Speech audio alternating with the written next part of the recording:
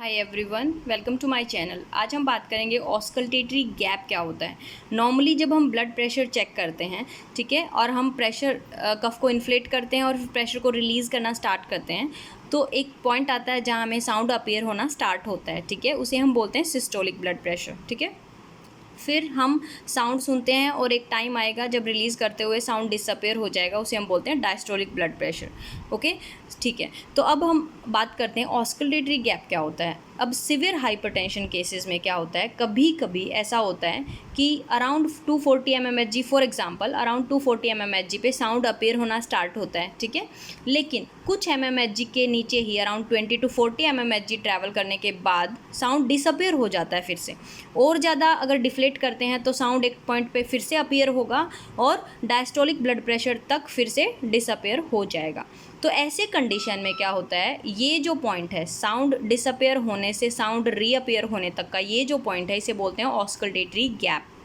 इसका क्या सिग्निफिकेंस है, ऑस्कल्टेटरी गैप का कोज आज तक नहीं पता कि क्या कोज है इसका सिवियर हाइपरटेंशन केसेस में, but this temporary disappearance is called auscultatory gap. अब अगर ऑस्कल्टेटरी गैप होगा तो कभी कभी हम मिसरीड कर सकते हैं ब्लड प्रेशर को। फॉर एग्जांपल मैंने 190 तक इन्फ्लेट किया तो हमें साउंड अपीयर होगा 180 तक, तो मैं सिस्टोलिक ब्लड प्रेशर 180 को मान लूँगी, है ना, और डायस्टोलिक होगा हमारा 90 mmHg। या फिर मैंने 250 तक इन्फ्लेट किया, फिर 240 तक साउंड अपीयर होगा और 200 तक साउंड डिसअपेयर हो जाएगा, तो इसे डीबीपी नहीं मानना है। तो इस तरीके से जो है ब्लड प्रेशर की रीडिंग जो है वो मिसगाइड हो सकती है।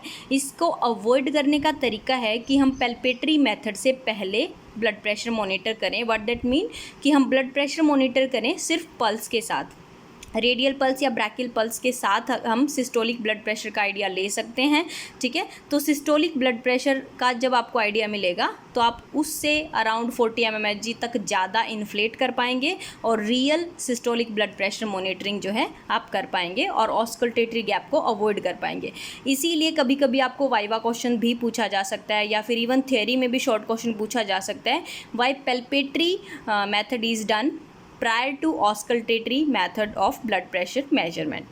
So the answer is same. Thank you so much.